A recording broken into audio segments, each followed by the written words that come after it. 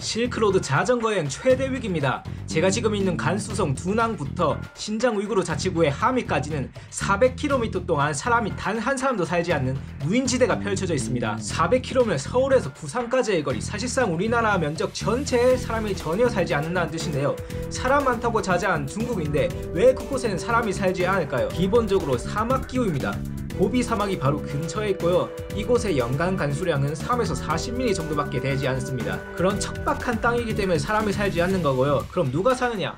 늑대, 곰, 그런 야생동물들이 활개를 치는 곳이기 때문에 중국 현지인들도 함부로 가지 않는 곳입니다. 그럼 저는 왜 가느냐? 남들이 가지 않는 길, 그게 바로 제가 가는 길이니까요. 라고 말했지만 거기밖에 길이 없어요. 지금부터 제 계획을 설명해 드리겠습니다. 제가 지금 있는 곳이 간수성 두낭이고요. 목적지는 신장의 함입니다. 그럼 길은 어딨냐? 여기에 큰 도로가 있죠? 이 도로는 못 가요. 왜냐? 고속도로입니다. 자전거로는 갈 수가 없어요. 그럼 난 어떻게 가냐? 여기 이쪽 길로 갈 겁니다. 길이 안 보인다고요? 좀 더 확대해보죠. 아직도 안 보인다고요? 당연히 안 보이겠죠. 지도에 안 나와 있는 길이니까. 하지만 그곳에는 길이 있습니다. 그리고 이 길은 중국 현지인들도 잘 모를 거예요. 제가 들은 정보가 있는데 중국 자전거 여행자들이 이 구간을 지날 때 기차를 타거나 아니면 교통경찰의 도움을 받아 자전거를 차에 싣고 통과한다고 들었습니다. 지금처럼 겨울도 아니었는데 말이죠. 그럼 저는 이 길을 어떻게 하냐? 저는 다 정보망이 있어요. 미국, 옥타곤, 프랑스 파리, 생제르맹 다 있어요. 그리고 무엇보다도 중국 현지 지도에는 나와 있습니다. 확대, 이렇게 엄청나게 확대해야 보이는 이 작은 길이 있어요. 저는 이 길로 갈 겁니다. 정확한 거리는 392km고요. 제가 이번 여행에서 하루 동안 자전거를 가장 많이 탄 거리는 145km입니다. 오늘을 위해서 데이터를 충분히 쌓아놨습니다. 하루에 145km를 가면 3일을 가야 목적지에 도착한다는 결과값이 나오죠. 하지만 엑셀 스프레드시트로 분석해본 결과 3일 연속으로 자전거를 탄다는 변수를 입력했을 때 하루 130km가 적정거리라고 나와요. 그래서 하루 목표 거리는 130km, 목표 도착 날짜는 3일 뒤입니다. 그리고 비상시를 대비해 식량은 4일치를 구비해 놓을 거고요. 그러면 이 한겨울 생야생에서 보내게 될 밤을 단 2밤으로 줄일 수 있겠죠. 그리고 이 프로젝트에는 크게 보면 두 가지 난관이 있다고 생각하는데요. 첫째는 추위, 둘째는 야생동물입니다. 그리고 저는 이 두 가지 난관 모두 완벽하게 대비를 해놨습니다. 첫째, 추위. 저는 지금까지 겨울에 중국에서 여름용 텐트와 얇은 침낭만으로 캠핑을 해왔습니다.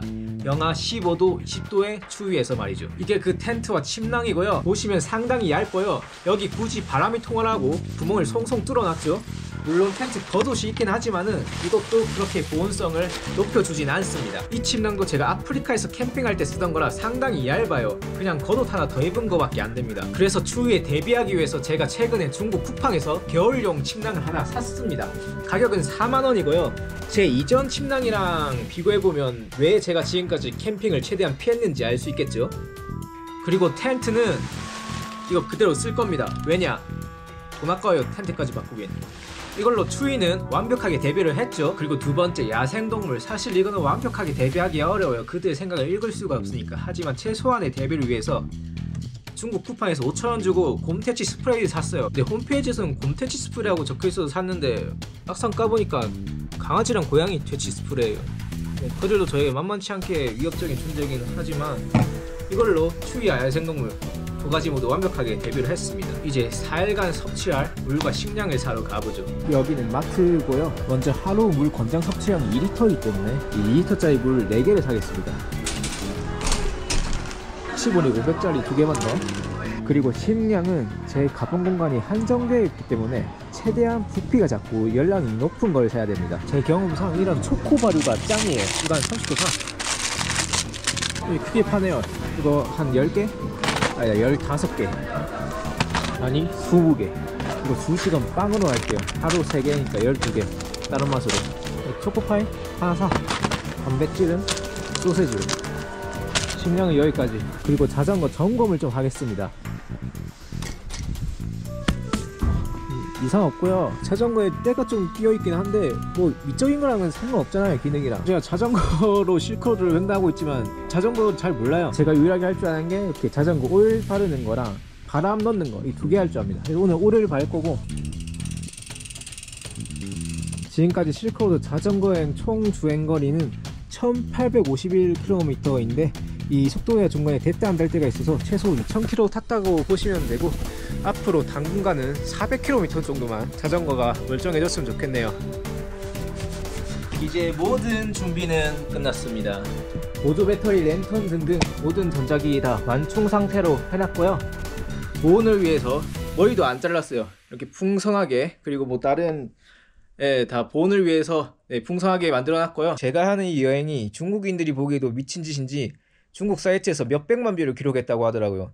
그리고 그들 모두 하나같이 저에게 경고했습니다. 넌 무인지대에서 죽을 거라고.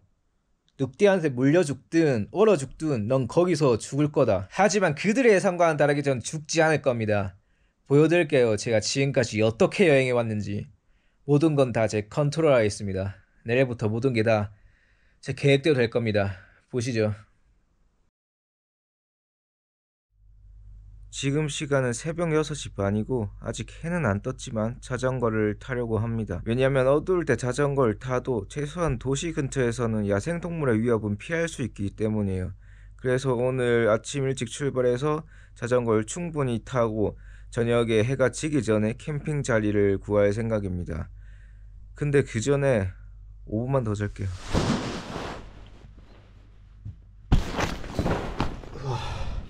짐이 많이 늘긴 했다. 자, 이제 절 지켜줄 보금자리는 없습니다. 아직 해가 뜨진 않았고 그래도 도시라서 달래요. 생각보다 침낭이 너무 높게 올라가네. 록군으로 이렇게 잘 고정해주고 이제 모든 준비는 끝났습니다. 그 전에 실내에 10초 한다. 이제 핸드폰 보온정 슬쩍 실내에 좀 더 있고, 이제 3일 동안 실내에 못 있기 때문에 최대한 열을 보존해놔야 됩니다. 됐다, 가자. 이게 그냥 하루 이렇게 자전거 타고 하루 밖에서 자는 거랑 3일 동안 이 야외 추위에 노출되는 거랑은 차원이 달라요. 하루는 그냥 버틸 수 있는데 3일 동안 실내에 전혀 못 들어간다, 인간의 열을 못 느낀다, 이렇게 되면은 추위가 훨씬 더 몸에 강력하게 다가옵니다. 출발 시간은 8시 10분이고요 목표 거리 392km, 예상 시간 32시간 11분. 가봅시다.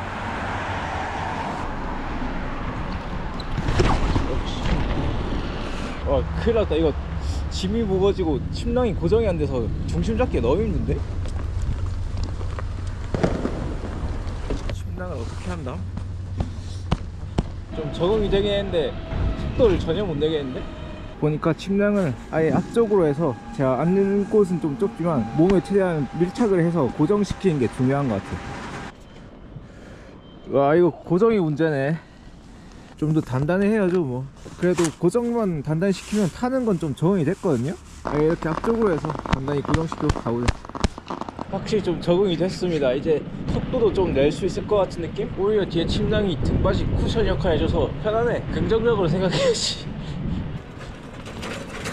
지구가 이 길이 맞아? 일단 샛길을 따라서 가고 있고, 어느새 날이 밝았는데 이 지역의 일출 시간은 8시 40분경입니다. 아무리 겨울이라고 해도 상당히 늦은 시간이죠. 그 이유는 영국의 그리니치 천문대를 기준으로 동쪽으로 갈수록 시간이 빨라진다고 볼 수 있는데, 중국은 그렇게 땅이 큰데도 다 같은 시간을 씁니다. 그 시간은 수도인 베이징을 기준으로 하기 때문에 실질적으로 직선거리상 2-3,000km 떨어져 있는 이곳은 시간이 다를 수밖에 없어요. 경도 15도당 1시간, 대략적으로 1,500km당 1시간 차이가 나는데, 편의를 위해 그 차이를 감안하고 시간을 통일시켜 버렸기 때문에 여기서 8시 40분에 해가 떠도 사실상 2시간 정도 늦은 6시 40분에 해가 뜨는 거나 마찬가지입니다. 단지 시간을 8시 40분으로 규정해 놓은 것 뿐이죠. 나라 전체 시간을 통일하기 위해. 그리고 그만큼 이 지역의 일몰 시간은 시간상으로 늦습니다. 7시에서 8시 사이에 해가 져요. 겨울인데도. 즉 시간은 누구에게나 평등하다 이 말이죠. 지나가는 양떼고 이 자식들 길 막 제대로 하는데? 서로 좋게 좀 넘어갑시다. 참고로 핸드폰 지도는 도시에서 잠깐 길 찾을 때 빼고는 바로 꺼둡니다. 왜냐, 추워서 어차피 방전돼 보여요. 그리고 제가 지금 롱패딩, 두꺼운 패딩 안 입었죠. 그 이유는 여기가 아무리 겨울이고 춥다고 하더라도 옷을 껴입고 자전거를 타게 되면 땀이 나게 됩니다. 특히나 여기는 오르막길도 많으니까요. 그리고 그 땀은 증발하지 않습니다. 그대로 얼어 보여요. 그리고 그 얼어버린 땀을 오늘 하루 종일 저와 함께 하게 됩니다. 그러면 인간 냉동창고가 되는 거고, 그걸 방지하기 위해서 조금 춥더라도 너무 옷을 껴입지는 않고 있습니다. 하지만 그래도 이 외투랑 내복 포함 6겹을 껴입었어요. 진짜 너무 춥거든요. 이제 도시에서 벗어나서 제가 말씀드린 그 도로에 진입을 했습니다. 이렇게 포장도로가 깔려있죠. 제가 듣기로는 여기에 도로는 깔아놨는데 사는 사람이 없다 보니까 활성화가 잘 안 돼 있다고 하더라고요. 그리고 이 포장도로의 존재에 대한 정보가 이 프로젝트를 시작할 수 있는 가장 큰 근거가 됐습니다. 저는 절대 운의 몫을 맡기지 않아요. 이 광활한 사막이 400km 동안 이어질 겁니다. 가히 무인지대라 불릴만 하죠. 당연히 사람은 살 리가 없고, 이렇게 보시면은 자동차도 거의 안 지나가요. 정말 세상에 나 홀로 남겨진 기분입니다. 그래도 정말 드문드문 이렇게 트럭들이 지나가긴 해요. 하긴 뭐 자전거도 지나가고 있는데. 왜 동물 표지판이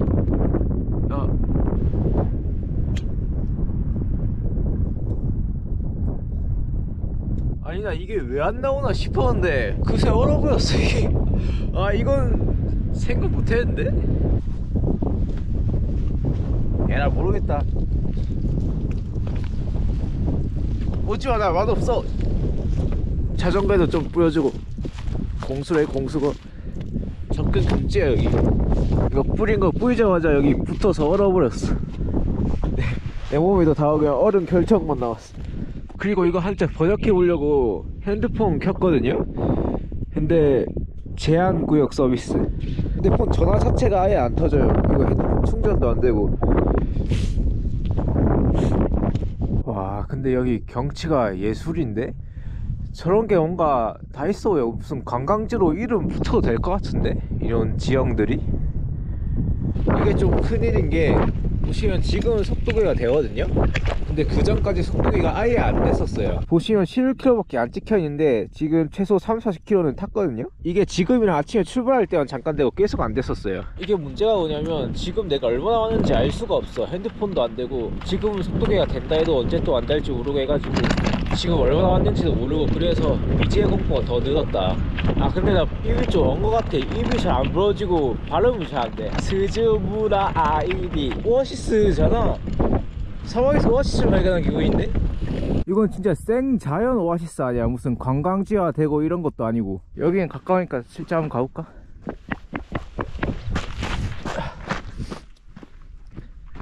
당연히 이렇게 얼어있고, 여기 강수량 진짜 적을 텐데? 그게 오아시스잖아. 강수량 적은데 물이 있는 거. 맛이나 한번 볼까? 어떤 맛이냐면은 모래가 액체가 되면 이런 맛일 것 같아요. 와, 이런 모래 암석들만 보면 여기 중국인지 못 맞추겠다. 중동 막 요르단이나 아니면 이집트 이런 데 생각할 것 같은데.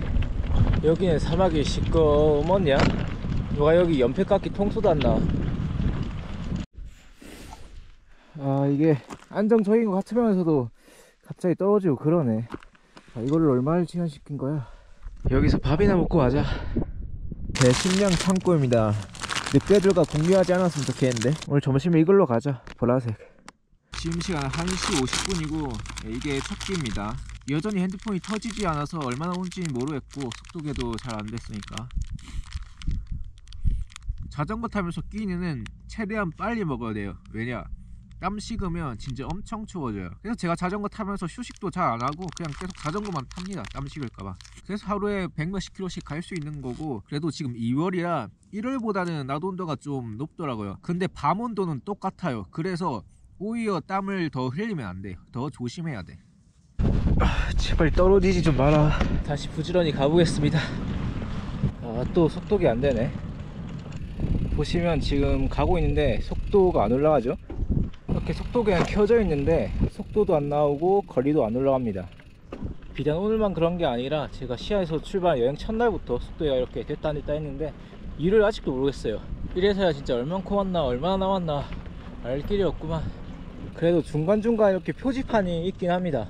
하위까지 295, 총 거리가 392km 였으니까 100km? 근데 체감상 100km는 절대 안 왔거든요. 제가 이 표지판을 처음 봤을 때가 360몇인가 적혀 있었던 것 같은데, 도시에 있던 거리까지 합치면 한 70km는 오지 않았을까. 근데 저 밑에 고스타운은 뭐야? 370km? 하미보다 고스타운에 먼저 가는 거 아니겠지 나? 오르막길 좀 그만 나와라. 지금 저기 산맥이 보이죠? 일단 시야에 산맥이 보이면 그 주변은 다 오르막길이라고 생각하시면 돼요. 여기는 산 색깔이 그 장애단차에서 봤던 것처럼 되게 화려하네요. 하긴 뭐 비슷한 지형이니 여기는 없을 법은 없지. 지형 참 특이하다. 얼핏 보면 그냥 공사장 모래 쌓아놓은 것 같은데 모아놓으니까 예쁘네. 그나저나 이 산은 언제까지 이어지는 거야? 다리 아파 죽겠네. 가까이서 보니까 돌이야 돌. 다 뭐 흙 같은 게 쌓인 게 아니라 돌입니다 돌.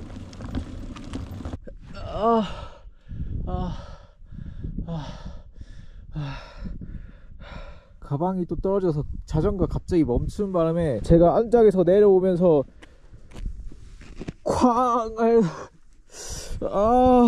지금 한쪽 터진 것 같거든요. 자, 확인 좀 해볼게요.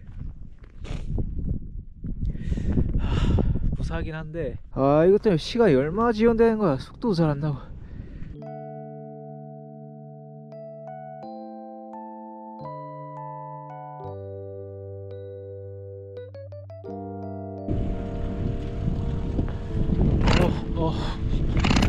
왜 이렇게 졸리냐 자전거 타는데? 미치겠다. 일단 내리막길 안 나오니까 잠이 안 깨고 풍경이 몽환적이랄까? 그러니까 잠 잘 오는 풍경이야. 그리고 사실 무엇보다도 어제 늦게 자가지고 3시에 잤거든요. 따지고 오늘이구나. 3시에 자서 6시 반에 일어나가지고 너무 피곤합니다. 오르막길 오르는데 힘들고 졸리고 피곤하고. 일단은 축구바지야. 쳐줄게.